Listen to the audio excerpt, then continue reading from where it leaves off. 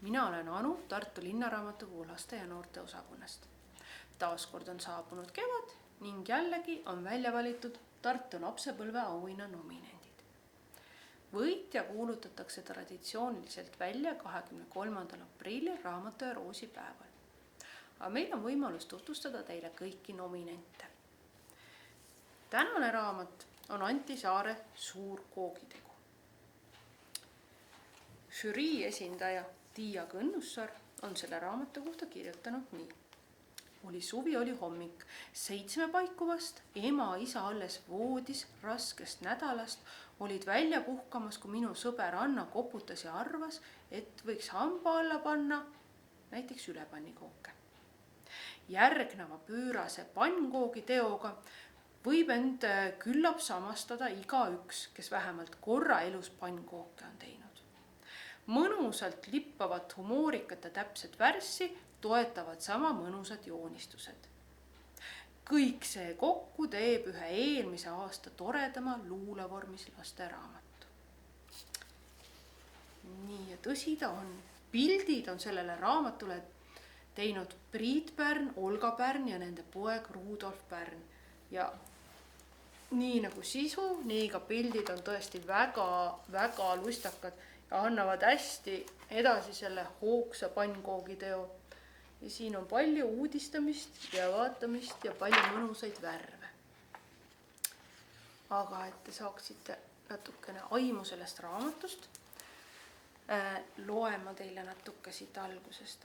Muideks Anti Saar ise kirjutas selle raamatu kohta, et tal oli mõte, et tahaks kirjutada ühe loo pannkoogi teost, mis läheb niimoodi natukene käest ära. Ja ta mõtles kaua, et mis vormis seda teha ja äkki tulid talle pähe värsid. Ja kui tal see mõte juba pähe tuli, siis värsid hakkasid nagu iseenesest voolama. Ja juba ammu aega ei ole tegelikult ilmunud eesti keeles sellist pikka värssjutustust. Et selles mõttes täitsa selline omamoodi raamat. Igatahes loen ma teile nüüd siit natuke. Oli suvi. Oli hommik, 7 paiku vast. Ema, isa alles voodis raskest nädalast olid välja puhkamas, kui minu sõber Anna koputas ja arvas, et võiks hamba alla panna midagi me üheskoos.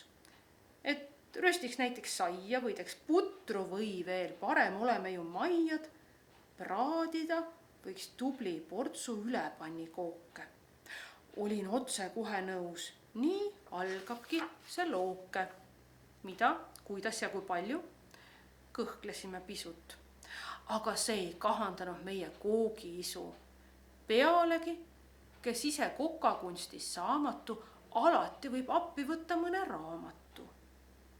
Kokaraamatuid on meie köögis lausa hulgi, nad on sirvimiseks, neid ei loeta üksipulgi. Salme Masso, Anni Arro, kes seal oli veel? Õigus küll, me kõigi lemmik Jamie Oliver. Anna võttis raamatu. Lõi selle keskelt lahti. Mulle ta ei jätnud aega lugemiseks mahti. Sinu Lants, ei ole vaja seista kasutuna. Külmikust too kähku 4 õrre kanamuna. Leia kaus ja selle sisse nisujahu puista. Tegin kõik, mis öeldud, ise mõtiskledes. Kuis ta nõnda kergelt sõrme ümber keerab mind see Anna. Käsutab kui õpetaja, ise vaid sõbranna. Eks ta ole vanem ka nii umbes aastat pool. Leppisin, kui juba kuulsin, kus on suhkursool, kus on piim ja on ta teil pastoriseerimata. Mul ei olnud aimugi, kui noogutasin takka. Ikka jah, ma tühjast tüli tegema ei hakka. Nüüd, kui vajalikud ained laual ega muud, jahuga, mis kausis, sai need kokku segatud. Koks ja koks. Kõik munad Anna kausi sisse koksas, võttis piima, avas selle, valas takka otsa. Mina vispli haarasin. Las see jääb minu tööks, et ma muidu kooki muidu sööjana ei sööks. Kloppisingi hoolega, et jahu ei jääks tükki. See on palju kõvem trenn, kui teha 10 kükki. Anna kõrvalt palus küll, et anna mulle ka. Keeldusin. Ei lasknud segada, end segada. Iga kord, kui vispleharu munarebu puutus, taigen jälle tsipakene kollasemaks muutus. Viimaks käsi väsis, aga õigel hetkel Anna õikas, aitab küll. Nüüd aeg meil pann on sooja panna. Külmikust ta otsis välja veerand pakki võid, mille tükid kuumal pannil särisema lõid. Aga nagu näha, läheb veel raamat edasi pikalt ja selgub, et ega see koogitegu nii lihtne ei olegi. Küll sa sead ainas ikka vedel ja siis sa jälle ainas paks ja siis pidi midagi juurde panema, sest ära võtta ei saanud ja siis tuli poest asju juurde tuua. Ja te võite ette kujutada, kui palju sai lõpuks neid kooke tehtud. Kutsuti sööma igasuguseid sõpru ja tuttavaid ja kellele on tuttavad Priit Pärna varem illustreeritud lasteraamatud või Anti Saare varem kirjutatud raamatud, leiavad nii piltidelt kui jutust igasuguseid tuttavaid tegelasi. Siin tuleb üks kilplane pannkooki sööma ja siia on ära eksinud onu ööbik.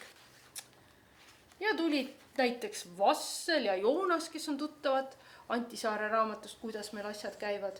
Ühesõnaga avastamist raamatusõpradele on siin palju.